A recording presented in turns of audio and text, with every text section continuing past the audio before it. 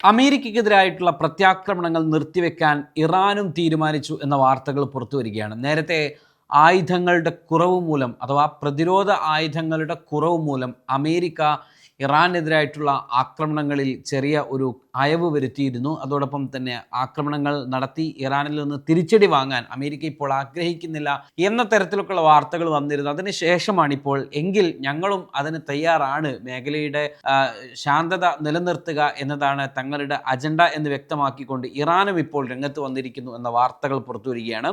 ഇറാനെതിരായ തുടർച്ചയുള്ള ആക്രമണങ്ങൾ അവസാനിപ്പിക്കുമെന്ന് അമേരിക്ക പ്രഖ്യാപിച്ചതിന് പിന്നാലെയാണ് ഇറാൻ്റെ ഈ തീരുമാനമുണ്ടായിരിക്കുന്നത്. അമേരിക്കൻ താവളങ്ങളെ ആക്രമിക്കുന്നത് ഇറാൻ ഇപ്പോൾ നിർത്തിവെച്ചിരിക്കുകയാണ്. ഇതോടെ സമാധാനപരമായ ഒരു പ്രതീക്ഷയിലേക്ക് കൂടി മധ്യേഷ്യയും പശ്ചിമേഷ്യയും ഒക്കെ കടന്നുകൊണ്ടിരിക്കുകയാണ്. എന്നാൽ നേരത്തെ ഇത്തരം സമാധാന നീക്കങ്ങളെ അമേരിക്ക വഞ്ചിച്ചിരുന്നു എന്നും ഇറാൻ വിദേശകാര്യ മന്ത്രാലയ വക്താവ് ഇസ്മായിൽ ബഖായി ചൂണ്ടിക്കാട്ടിയിട്ടുണ്ട്. ഇറാനെതിരായ യുദ്ധം നിർത്താൻ കാരണം ഈ അമേരിക്കൻ വൈസ് പ്രസിഡന്റ് JD വാൻസിൻ്റെ ഇടപെടലുകളാണ് എന്നുമുള്ള റിപ്പോർട്ടുകൾ പുറത്തു പറയുന്നുണ്ട്. നേരത്തെ തന്നെ JD വാൻസ് ഇത്തരം നീക്കങ്ങളോട് വളരെ ശക്തമായിട്ടുള്ള വിയോജിപ്പ് രേഖപ്പെടുത്തിയിരുന്ന ആളാണ്. ഈ യുദ്ധം തന്നെ JD വാൻസിന് ഒരിക്കലും താല്പര്യമുള്ള ഒന്നായിരുന്നില്ല എന്നും ഈ യുദ്ധം തുടങ്ങുവാനുള്ള ആ താല്പര്യം അമേരിക്ക പ്രകടമാക്കുന്നതിന് മുൻപ് തന്നെ എടുത്തു ചാടരുത് എന്നും ഇത് വലിയ അബദ്ധത്തിലേക്ക് പോകുമെന്നൊക്കെ JD വാൻസ് അന്ന് തന്നെ പറഞ്ഞിരുന്നതും. എന്നാൽ അമേരിക്കയുടെ ഒരു രീതി അനുസരിച്ച് പ്രസിഡന്റ് ഒപ്പുവെച്ച് കഴിഞ്ഞാൽ ആ തീരുമാനത്തോടൊപ്പം നിൽക്കുക എന്നതാണ് ആ മന്ത്രിസഭയുടെയും ആ സൈനിക സംവിധാനത്തിൻ്റെയും ഭരണ സംവിധാനത്തിൻ്റെയും ഒക്കെ ഒരു രീതി എന്ന് പറയുന്നത്. എന്നാൽ അമേരിക്കൻ കോൺഗ്രസ്സിൽ ഉൾപ്പെടെ ട്രംപിന് വലിയ തിരിച്ചടികൾ നേരിട്ടു. സെനറ്റർമാർ എതിരായി മാറുന്നു. അതോടൊപ്പം തന്നെ JD വാൻസിനെ പോലെയുള്ള ആളുകൾ ഈ യുദ്ധത്തിൽ വലിയ താല്പര്യമില്ലാതെ വരുന്നു. ഒപ്പം തന്നെ ഇറാനിൽ നിന്ന് അതിശക്തമായിട്ടുള്ള അമേരിക്ക പ്രതീക്ഷിച്ചതിലും വലിയ തിരിച്ചടികൾ വരുന്നു. അമേരിക്കയുടെ പശ്ചിമേഷ്യയിലെ തന്നെ സൈനിക താവളങ്ങളിലെ പാട്രിയറ്റ് മിസൈൽ സംവിധാനമായിരുന്നാലും അതോടൊപ്പം തന്നെ മറ്റ് പ്രതിരോധ സംവിധാനങ്ങളായിരുന്നാലും എല്ലാറ്റിനെയും ഇറാൻ ആക്രമിക്കുന്നു, ഇറാൻ ടാർഗറ്റ് ചെയ്യുന്നു എന്ന് പറയുന്നതായിരിക്കും കുറെ കൂടി ഉചിതം. അഥവാ ഈ മിസൈൽ പ്രതിരോധ സംവിധാനങ്ങളെ തേടിപ്പിടിച്ച് തകർക്കുന്നതോടുകൂടി ആ മേഖലയിൽ ഏത് തരത്തിലുള്ള ആക്രമണങ്ങൾ നടത്തുവാനും കഴിയുന്ന തരത്തിലേക്ക് ഇറാൻ കരുത്താർജിക്കുന്നതാണ് പിന്നീട് കണ്ടത്. അത് യുദ്ധത്തിൻ്റെ ഗതിവിധി തന്നെ മാറ്റി. ഒരു ഭാഗത്ത് ഇറാനെ നമ്മൾക്ക് എല്ലാവർക്കും അറിയാം, ഇറാൻ്റെ കയ്യിൽ എന്ന് പറയുന്നത് പഴയ യുദ്ധവിമാനങ്ങളും ഹെലികോപ്റ്ററുകളുമൊക്കെ. ഇറാൻ്റെ ഒരു പ്രസിഡന്റ് പോലും മരണപ്പെടുന്നത് പഴയ 40-50 വർഷം പഴക്കമുള്ള ഹെലികോപ്റ്റർ തകർന്നുകൊണ്ടാണ്. ആ കാര്യം തന്നെ നോക്കുമ്പോൾ നമുക്കറിയാം, സാങ്കേതികമായി വിമാന എൻജിനും വിമാന പുനരുദ്ധാരണവുമൊക്കെ ബന്ധപ്പെട്ട് ഒരു ഉപരോധം നിലനിൽക്കുന്ന രാജ്യമെന്ന നിലയിൽ അവർക്ക് പലതരത്തിൽ അത് ഡെവലപ്പ് ചെയ്തെടുക്കുന്നത് പ്രയാസമുണ്ടായിരുന്നു. എന്നാൽ തങ്ങൾ മിസൈൽ സാങ്കേതിക രംഗത്തേക്ക് വളരെ ശക്തമായിട്ടുള്ള ഇടപെടൽ ഇറാൻ നടത്തുകയും ആ മേഖല വികസിപ്പിച്ചെടുക്കുകയും ഏത് ലക്ഷ്യത്തെയും തകർക്കാൻ കഴിയുന്ന തരത്തിലേക്ക് അവരുടെ ഒരു പ്രാപ്തി കൈവരിക്കുകയും ചെയ്തതോടുകൂടി ഇറാൻ്റെ ഈ മിസൈൽ ശേഖരം കുറക്കണം എന്ന തരത്തിലേക്കാണ് പിന്നീട് കാര്യങ്ങളൊക്കെ കടന്നു വന്നത്. ആ തരത്തിൽ ഇറാൻ കരുത്താർജിക്കുന്നതാണ് പിന്നീട് കണ്ടത്. അതുകൊണ്ട് തന്നെ ലോകത്തിലെ ഏത് ലക്ഷ്യത്തിലേക്കും ഈ പറയപ്പെടുന്ന പോലെ ഇറാന് ചുറ്റുമുള്ള അമേരിക്കൻ സൈനിക താവളങ്ങളുള്ള പല രാജ്യങ്ങളുണ്ട്. Saudi, UAE, Qatar, Kuwait, Bahrain, അതോടൊപ്പം തന്നെ ഒമാനുമായി ബന്ധപ്പെട്ട് കിടക്കുന്ന ചില ഇടങ്ങൾ, ഇങ്ങനെ തുടങ്ങി ഈ ഇറാന് ചുറ്റും അമേരിക്ക മിസൈലുകൾ കൊണ്ട് നിറച്ചതാണെങ്കിൽ പോലും ആ മിസൈൽ വേദ സംവിധാനത്തെ തകർക്കുന്നതോടുകൂടി പിന്നീട് ഇറാൻ്റെ ഏത് ആക്രമണത്തെയും തടുക്കാൻ കഴിയാത്തൊരവസ്ഥയിലേക്ക് അമേരിക്ക വരുന്നു. ബഹ്റൈനിലെ 7ാം കപ്പൽ പടയുടെ ആസ്ഥാനത്തേക്ക് തുടരെ ആക്രമണം ഉണ്ടാകുന്നു. കുവൈറ്റിൽ ഈയിടെ നമ്മൾ കണ്ടത് ഇറാൻ്റെ തന്നെ കുവൈറ്റിനോട് ചേർന്ന അതിർത്തിയിൽ ഇറാൻ്റെ വലിയ പട സംവിധാനങ്ങൾ റോഡ് മാർഗം സഞ്ചരിക്കുന്നത് നമ്മൾ കണ്ടു. ഇത്തരത്തിൽ ഇറാൻ്റെ ഒരു മൂവ്മെൻറ്റ് വളരെ ശക്തി ആർജിക്കുന്നു എന്നതുകൊണ്ട് തന്നെ അമേരിക്കക്ക് ഇത്തരമൊരു തീരുമാനമെടുക്കാതെ നിവൃത്തിയില്ലാതെ വരുന്നതാണ് നമ്മൾ കണ്ടത്.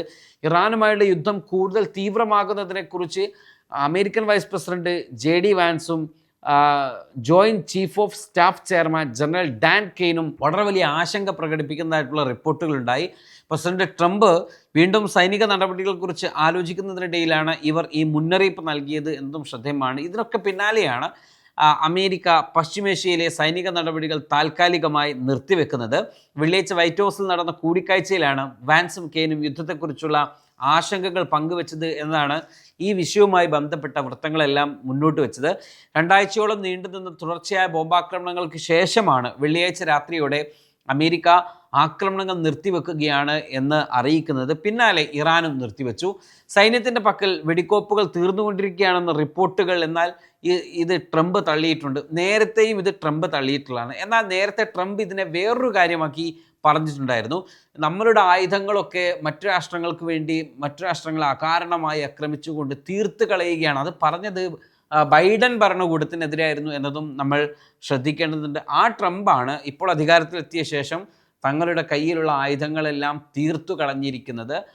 ട്രംപ് തള്ളിയാലും കൊള്ളിയാലും ട്രംപിൻ്റെ വാക്കിന് ലോകത്തിന് വിശ്വാസമില്ല എന്ന് നമുക്കറിയാം. എന്നാൽ ട്രംപ് അല്ലാത്ത അമേരിക്കയുടെ യുദ്ധചേരിയിലുള്ള മറ്റാരെങ്കിലുമൊക്കെ നൽകുന്ന റിപ്പോർട്ടുകൾ, അന്താരാഷ്ട്ര മാധ്യമങ്ങൾ, നിരീക്ഷകർ ഒക്കെ നൽകുന്ന റിപ്പോർട്ടുകൾ പ്രകാരമാണ് അമേരിക്ക ഇന്ന് എത്തപ്പെട്ടിരിക്കുന്ന വലിയ ഈ ഒരു ഗർത്തത്തിൻ്റെ ആഴം നമുക്ക് മനസ്സിലാക്കാൻ സാധിക്കുന്നത്. അതുകൊണ്ട് തന്നെ അമേരിക്ക ട്രംപ് പറയുന്നതായിരിക്കില്ല ഒരു പരിധിവരെയെങ്കിലും ശരി. ട്രംപ് ഇന്ന് പറഞ്ഞതല്ല നാളെ പറയുന്നത്. അതുകൊണ്ട് തന്നെ ട്രംപിന് വിശ്വാസത്തിലെടുക്കാനും പ്രയാസമുണ്ട്. അതുതന്നെയാണ് ഇറാനും പറഞ്ഞിട്ടുള്ളത്. അമേരിക്കൻ ശേഖരം വളരെ വലുതാണെന്നും ആവശ്യമായതിലും അധികമുണ്ട് എന്നുമൊക്കെ ട്രംപ് മാധ്യമങ്ങളോട് പറയുന്നുണ്ട്. പക്ഷെ അതൊന്നും ഞാൻ നേരത്തെ പറഞ്ഞ പോലെ അവരും അത്ര വിശ്വാസത്തിലെടുത്തുകൊള്ളണമെന്നില്ല. US-ൻ്റെ പക്കലുള്ള വെടിക്കോപ്പുകളുടെ ശേഖരം കുറഞ്ഞു വരുന്നതിനെക്കുറിച്ചും യുദ്ധം വഷളായാൽ ഉണ്ടായേക്കാവുന്ന മറ്റ് ദോഷകരമായ പ്രത്യാഘാതങ്ങളെക്കുറിച്ചും കെയ്ൻ ട്രംപിനോട് പ്രത്യേകം സംസാരിച്ചു എന്നുമുള്ള റിപ്പോർട്ടുകളും ഇതേ തുടർന്ന് പിന്നെ പുറത്തു വരുന്നുണ്ട്.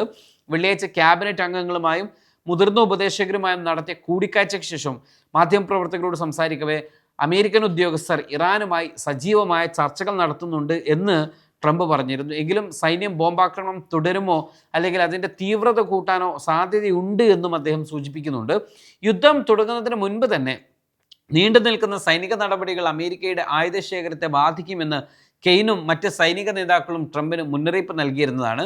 ഇറാനെതിരെയുള്ള യുദ്ധം അവസാനിപ്പിക്കണമെന്ന് ആവശ്യപ്പെട്ടുള്ള പ്രമേയം US ജനപ്രതിനിധി സഭ മറ്റൊരു വശത്ത് പാസ്സാക്കുന്നുമുണ്ട്. അതും തിരിച്ചടിയായിട്ടുണ്ട്. ഡെമോക്രാറ്റിക് പാർട്ടി കൊണ്ടുവന്ന പ്രമേയം 208-നെതിരെ 214 വോട്ടുകൾക്ക് പാസ്സായി എന്നതും അമേരിക്കയെ സംബന്ധിച്ചിടത്തോളം ട്രംപിനെ സംബന്ധിച്ചിടത്തോളം ലഭിക്കുന്ന ഏറ്റവും വലിയ തിരിച്ചടിയാണെന്ന് മാത്രമല്ല അതിനകത്തൊരു പണി കൂടി ട്രംപിന് കിട്ടിയിട്ടുണ്ട്.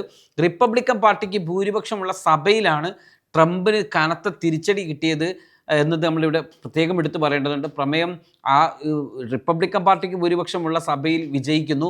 യുദ്ധത്തിൻ്റെ അധികാരപരിധി നിശ്ചയിക്കുന്ന പ്രമേയം വാഷിങ്ടണിൽ നിന്നുള്ള പ്രമീള ജയപാലാണ് അവതരിപ്പിക്കുന്നത്. ട്രംപിന് തിരിച്ചടിയായി റിപ്പബ്ലിക്കൻ പാർട്ടിയിലെ 4 ജനപ്രതിനിധികൾ കൂറുമാറി പ്രമേയത്തെ അനുകൂലിച്ച് വോട്ട് ചെയ്തു എന്നത് ട്രംപിന് പിന്നിൽ നിന്ന് കിട്ടിയ ഒരു അടി കൂടിയായിട്ട് മാറുകയാണ്. ഇതിനർത്ഥം സ്വന്തം പാർട്ടിക്കകത്തു നിന്നും ട്രംപിനെതിരെ വളരെ വലിയ ഒരു മൂവ്മെൻറ്റ് നടക്കുന്നു എന്നതാണ്. US കോൺഗ്രസിൻ്റെ മുൻകൂട്ടിയുള്ള അനുമതിയില്ലാതെ ഇറാനെതിരെയുള്ള അമേരിക്കൻ സൈന്യത്തിൻ്റെ എല്ലാവിധ നടപടികളും അവസാനിപ്പിക്കണമെന്നും ഈ പ്രമേയം ആവശ്യപ്പെടുകയാണ്.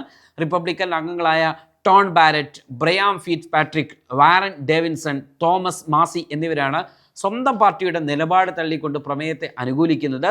അമേരിക്കൻ സെനറ്റിലും സമാനമായ തരത്തിൽ പ്രമേയത്തിൽ ഉടൻ തന്നെ വോട്ടെടുപ്പ് നടക്കും എന്നാണ് ഇപ്പോൾ പുറത്തുവരുന്ന റിപ്പോർട്ടുകൾ.